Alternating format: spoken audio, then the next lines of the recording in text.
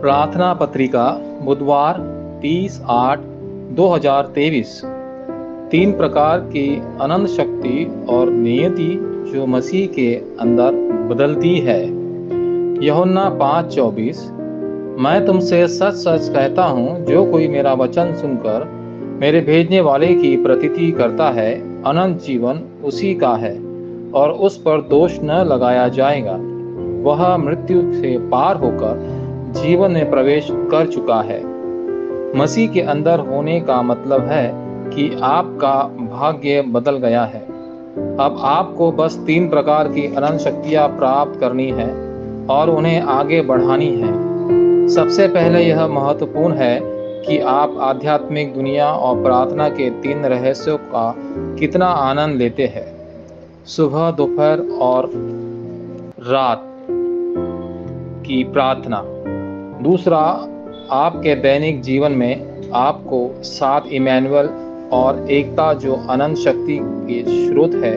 अंत में इस समय मसीह के भीतर केवल के उत्तर, विशिष्टता और पूर्ण निर्माण जो कि अनंत प्रमाण है, सामने आएंगे।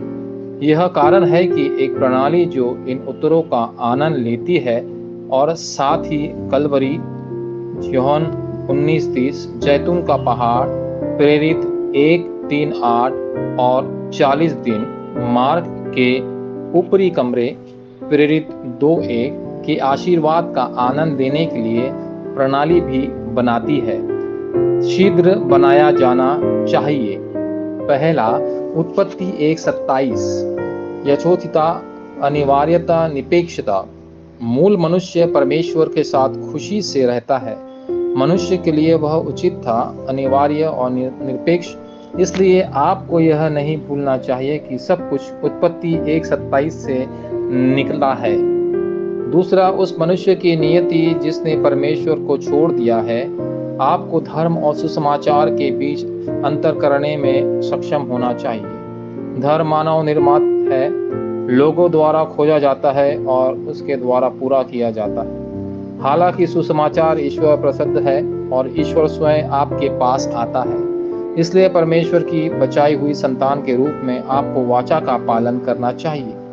नैतिकता वह सामान्य ज्ञान है जिसका आनंद सुसमाचार से मिलता है।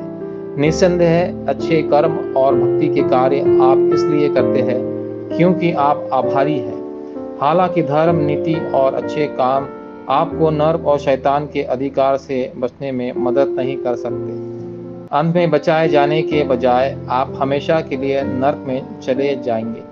मत्ती 25:43। तीसरा, आपको किसी बात से सावधान रहना चाहिए। सबसे पहले, धोखा मत खाओ, अपने आप को सीमित मत करो और आसानी से अपने विचारों को निर्णय न ले, क्योंकि परमेश्वर के बच्चों के भीतर कुछ अनंत समाहित है। मनुष्य के विचार और परमेश्वर के विचार अलग अलग है। दरअसल ईश्वर हमेशा बहुत बड़े और बेहतर पहलुओं के बारे में सोचता है। यशायाह 55:8-9। अब से बलिदानों और भविष्यवाणियों की कोई आवश्यकता नहीं है, क्योंकि आपका भाग्य बदल गया है।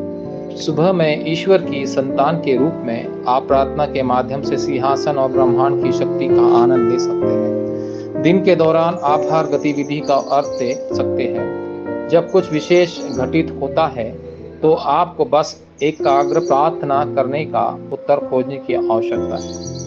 वाचा संबंधी प्रार्थना। प्रिय परमेश्वर, कृपया मुझे दैनिक आधार पर अनंत शक्ति प्राप्त करने का आशीर्वाद दें। मुझे आध्यात्मिक दुनिया का आनंद लेने में मदद करें और अपने जीवन के भीतर क्या मैं इसका आनंद ले सकता हूँ। इमैनुअल और एकता मई केवल विशिष्टता और पूर्ण निर्माण साक्ष्य के रूप में आते हैं।